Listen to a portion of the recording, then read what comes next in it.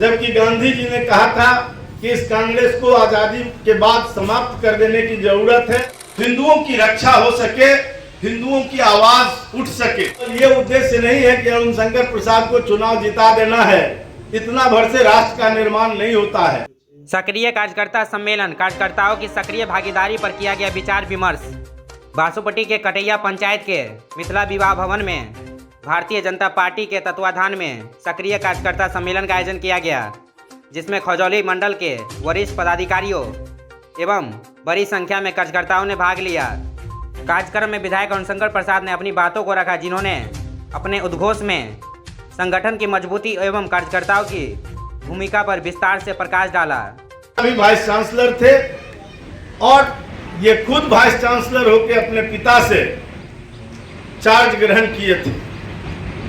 ऐसे उद्भट विद्वान, उनको उद्योग मंत्री बनाया गया, जिनके समय सिंदरी का कारखाना वगैरह बिहार में भी लगा। लेकिन भारत पाकिस्तान के विभाजन के बाद जिन शर्तों पर विभाजन हुआ, उन शर्तों का उल्लंघन हो रहा था और वहां पाकिस्तान में बसे हुए जो हिंदू बच गए थे,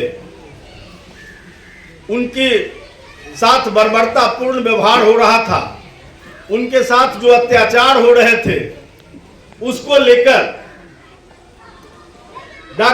डॉक्टर श्यामा प्रसाद मुखर्जी ने कई बार नेहरू जी से मिला और उनके पास वहां के हिंदुओं की पीड़ा को रखा। लेकिन डॉक्टर श्यामा प्रसाद मुखर्जी की बातों को लगातार नेहरू जी द्वारा अनसुनी की गई। अंत में डॉक्टर श्यामा प्रसाद मुखर्जी बाध्य होकर उस मंत्रिमंडल से इस्तीफा दे दिए और मंत्रिमंडल से इस्तीफा देकर राष्ट्रीय स्वयंसेवक संघ की स्थापना 1925 में हुई, जो हमारे विचारों का प्रेरणा स्रोत है, जिनके विचार के आधार पर हम विचार परिवार मानते हैं। उनको भारतीय जनता पार्टी अलग जरूर है, राजनीतिक विचारधारा के रूप में काम करती है, लेकिन हमारा विचार परिवार ओरिजिन वहां से है, इसमें कोई दो मत नहीं है। और गुरुजी के पास उस समय मध्यकालीन सरसंघचालक परम पूज्य गुरुजी माधव राव सदाशिव गोलवलकर गुरुजी के पास वो गए और उनसे अनुरोध किया कि आप और हम मिलकर एक राजनीतिक दल की स्थापना करें, ताकि हिंदुओं की रक्षा हो सके, हिंदुओं की आवाज उठ सके। क्योंकि हिंदू जो प्रताड़ित हो रहे हैं, उनके लिए कोई आवाज उठाने वाला नहीं है। गुरुजी ने उन्हें कहा कि हम राजनीतिक दल नहीं चलाते हैं, हम तो सांस्कृतिक संगठन के लोग हैं, हमको राजनीति से क्या वास्ता। तब बाध्य होकर डॉक्टर श्यामा प्रसाद मुखर्जी बंगाल के अंदर जाते हैं और उन्होंने एक इंडियन पीपुल्स पार्टी नाम से बंगाल में एक पार्टी की स्थापना उन्होंने की। लेकिन कालांतर में गांधी जी के हत्या का आरोप 1948 में लगता है और राष्ट्रीय स्वयंसेवक संघ को प्रतिबंधित कर दिया गया, उनके सारे लोगों को जेल में डाल दिया गया और उसके लिए कोई आवाज उठाने वाला संसद के अंदर नहीं था। तब गुरुजी को लगा कि नहीं, डॉक्टर श्यामा प्रसाद मुखर्जी की बात सही थी और उनसे फिर संपर्क साधा गया और उनको बुलाकर इस देश में हिंदू सनातन संस्कृति की रक्षा के लिए एक पार्टी की स्थापना हो, ये विचार धारा के साथ स्वतंत्र भारत के 1951 ईस्वी में भारतीय जनसंघ की स्थापना की गई। कोई अलग से नहीं, इंडियन पीपुल्स पार्टी का पर्यायवाची अगर आप देखिएगा तो भारतीय जनसंघ ही होता है। इंडियन माने भारतीय, पीपुल्स माने जन, पार्टी माने संघ, उसका पर्यायवाची हिंदी में ढूंढा गया और भारतीय जनसंघ की स्थापना हुई। उसमें 5 राष्ट्रीय स्वयंसेवक संघ के प्रचारक जो पूरे जीवन अपना लगाने वाले लोग होते हैं विचारधारा के लिए, ऐसे लोगों को ने हमारे गुरुजी ने दिया और कहा कि आप जाइए पार्टी की स्थापना करिए। और वहां से डॉक्टर श्यामा प्रसाद मुखर्जी ने जनसंघ की स्थापना की और पहले आम चुनाव में 1952 में 3 सीट लेकर भारतीय जनसंघ लोकसभा के अंदर गई थी। और आपको ये ध्यान में रहे कि 3 सीट वाली पार्टी को विपक्ष के नाम का कोई चीज नहीं था। अलग अलग छोटे छोटे खंडों में लोग बटे हुए थे।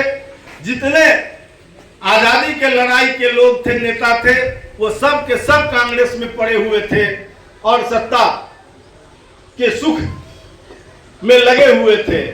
ऐसे में डॉक्टर श्यामा प्रसाद मुखर्जी जब 3 सीट जीत कर जाते हैं तो उनको ही नेता विरोधी दल, सारे छोटे दल मिलकर मान लेते हैं। और ये उपलब्धि उस समय भारतीय जनसंघ की हुई और वहां से बढ़ते बढ़ते 1967 में हम देश की दूसरी सबसे बड़ी पार्टी बन गए।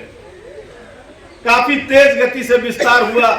उस पूरी कहानी में हम लोग जाएंगे तो घंटों लग जाएगा, इसलिए मैं संक्षेप में केवल, और उतना आपके एक दिन में ज्यादा घुटी पिला देने से फिर बाहर भी हो जाता है, तो इसलिए मैं उसको संक्षेप में आपको दे रहा हूं कि उसमें से जो भी आपके स्मरण में रह जाए, तो ताकि कहीं डिस्कशन में, कहीं जब आप निकलेंगे तो आपसे कई सवाल होते हैं, उसमें आप बता पाए ठीक से अपने पार्टी के आइडियोलॉजी के संबंध में।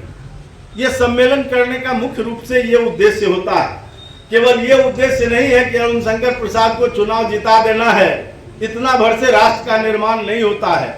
राष्ट्र के निर्माण के लिए विचारधारा मजबूत हो, तब जाकर पार्टी अगर मजबूत होगी तो पार्टी के मान का सिंदूर जनप्रतिनिधि होता है। जिस तरह से हमारी माताओं के मान का सिंदूर उनका सब कुछ होता है, उसी तरह पार्टी के लिए जनप्रतिनिधि बनाना उसके अपने मान की शोभा होती है। और उसी प्रकार भारतीय जनता पार्टी वहां से चली 67 में। वहां तक आते आते बीच की घटना है जिसके बारे में चर्चा हरिश्चंद्र जी ने कर दिया है, मैं उसको दोहराना नहीं चाहता हूं कि डॉक्टर श्यामा प्रसाद मुखर्जी परमिट राज समाप्त करने के लिए 53 में कश्मीर गए। वहां पहले से आंदोलित था प्रेमनाथ डोगरा जी के नेतृत्व में, और वहीं मेडिकली उनकी हत्या हो गई। और उसके बाद ये जवाबदेही पंडित दीनदयाल उपाध्याय जी के कंधों पर आया और कालीकट के सम्मेलन में पंडित दीनदयाल उपाध्याय जी ने इस विचारधारा के रूप में कि आखिर हमारा दर्शन क्या होगा, हम जिस पार्टी में हैं तो उस पार्टी का कोई न कोई दर्शन होना चाहिए। और इसलिए उन्होंने कालीकट के सम्मेलन में एकात्म मानववाद दर्शन दिया, जो एक प्रकार से अद्वैतवादी दर्शन है। और अद्वैतवादी का अर्थ यह है एकात्म मानववाद का मोटे स्वरूप में, एक तो एकात्म मानववाद बहुत बड़ा विषय है, पूरे एक दिन के वर्ग का विषय है, लेकिन मैं 2 लाइन में उसको आपके पास पहुंचाने के लिए प्रयास करता हूं कि जिस तरह से हम और आप हैं, तो अगर आपको कोई पीड़ा हो और उस पीड़ा की अनुभूति अगर हमें होने लगे तो हमारा और आपका एकात्म हो जाता।